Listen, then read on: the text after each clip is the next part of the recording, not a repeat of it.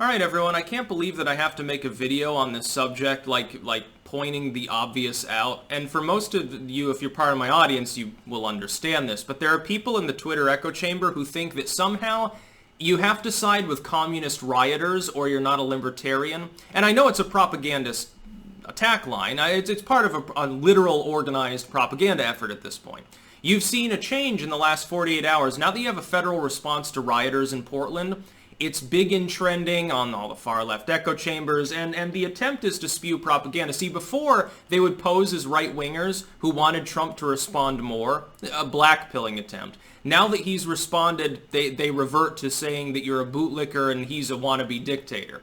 Now, the real bootlicking is to side with the city of Portland and the government of the state of Oregon in their non-response to the fact that people have literally been shot and killed by rioters, buildings are being burned and ransacked and windows broken, vandalism is constant, terroristic threats are constant, and that these groups are by and large far left. They're communists. Antifa. Portland is like Antifa Central. Most of these people are communists self-proclaimed. The real bootlicking is when some idiot on Twitter, they're using a crapple device made by child slaves in China. They've got their fucking Joseph Stalin quotes and their Bernie 2020 stickers and everything else, is trying to lecture other people on what limited government entails. The Portland government and the government of Oregon are extremely authoritarian. Trump took 7 weeks to bother responding. If he wanted to be a dictator wannabe, he would have responded nationwide right away. Instead, the only initial response was to break up rioters around the White House. He was called a dictator wannabe for that too. And of course, you can look, again, I've trained in linguistics. I can look at the things being said and tell that there's a central coordination for some of these accounts. Probably Share Blue involvement or one of these other groups. It's not organic. That's absolutely planned. It has been the whole time. Most of the blackpilling demoralization has happened among shills that have been paid off too. Of course it has. And again, if there's something to be gained, it generally happens. Keep in mind how cheap it is to get people who will get paid per post. Here's the real thing. Libertarianism requires, the foundational structure of libertarianism entails that you have the right to life, liberty, and property, and the pursuit of happiness attendant to these things. By the way, initially Jefferson wanted the right to property to be written in there, but it got taken out for some odd reason. Probably because most people weren't landed gentry at the time. Back in the 1700s, most people were landless, actually. They were tenant farmers and so forth. Here's the thing.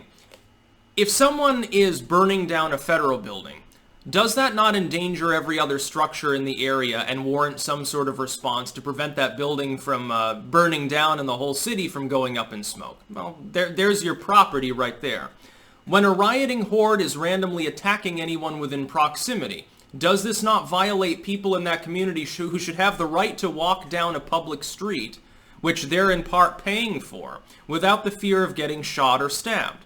This is why we need a better response nationwide on crime in general. Part of that is police brutality being a problem. Part of it is the drug war is problematic. Part of it, though, is the fact that oftentimes you have essentially no-go zones in some of these urban areas where the crime has become so profuse because of police corruption and usually city government corruption that really it probably should be a federal response in many cases. The constitutional part of that is a little bit murky in some respects. There is, however, I will point out, nothing in the Constitution protecting your right to riot. You have the right to protest. You don't have the right to protest in name only by throwing bricks at people and shooting at vehicles. That's not a protest. It is not covered under the First Amendment. In fact, you are violating other people's rights. They have the right to be left alone. Their property has a right to be intact. Their collective property does too. Now, you can say, well, it's not libertarian to believe in federal property. Okay, amend the fucking Constitution then.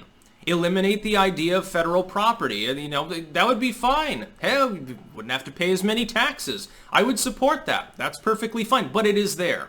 There are workers that are in there whose lives are endangered. When a group shows up and starts barricading the entrances of a building, what do you think they intend to do? I guarantee that the Antifa members that started doing that the other night intended to torch the building, killing everybody inside. The damage to surrounding structures would have been pretty bad when the firefighters can't even get inside the building to fight the blaze or rescue anyone. It would have been a national incident, a national crisis. By the way, it probably would have provoked a significant organic response, and that's the other part. If you want to argue, well, The idea of policing in general is abusive. People should just take care of it themselves. That'd be wonderful. But the city of Portland won't let its residents defend themselves. Somebody's got to do it. At some point, when you get thousands of rioters night after night burning buildings and trashing cars and assaulting people randomly, who have led directly to multiple deaths across the country, by the way, Antifa and BLM mostly, as well as the 90%, the looting hordes that just want free shit from the smash and grab store. When you have that night after night, at some point, it's enough of a crisis that it warrants an actual significant response. If the cities are unwilling to respond, as the city of Portland, the city of Seattle, Minneapolis, and many others have shown night after night they're unwilling or unable to deal with the situation, then at the very least, those properties which are maintained by the federal government, if endangered, have to be defended. And that's the sad truth. I guarantee that they'll attack other federal buildings in other cities as well. Because now their attack is, well, Trump is trying to become a dictator. Here's one thing, though. Point this out to the far left.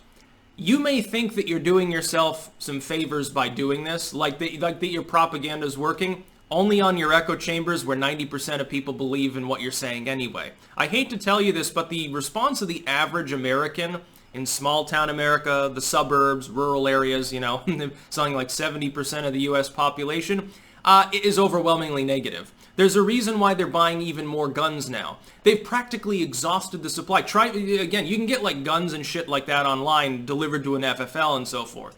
You can get ammo online. You don't even need an FFL for that, to my knowledge. I promise I never order any.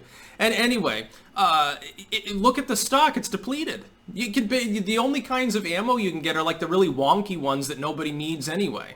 And the really, really common stuff. Like you can still get 38, but try finding 22. Try finding that somewhere. Try finding 9mm rounds. And if you do find it, it's 2-3 times as expensive as it was 3 or 4 months ago. That's what America's doing, arming up. Getting ready to face off with you if you fuck with their property, because small-town America and the burbs aren't going to tolerate this behavior. This is happening in a handful of inner cities. Unfortunately, these inner cities are run by corrupt assholes that don't care about their populations and would rather grandstand for political reasons. Well, shame on them. No, the real bootlicking is siding with those draconian governments that are essentially telling people you can't defend yourself, and if you stand against this, you hate black people. And by the way, we're not even going to protect, we're going to defund our police and deny federal troops any access to most of the city. We're going to let you be sitting ducks and get abused night after night after night, and you can't do anything. It's about time people kick those governments out to the curb, and we do need a constitutional amendment for nationwide stand your ground and castle doctrine. Then we wouldn't need nearly as many police. Private citizens will take care of it themselves. I'm fully in support of that. But you got to pass a constitutional amendment, commies, and I'm sure that you wouldn't like that one. That's about all. Peace out.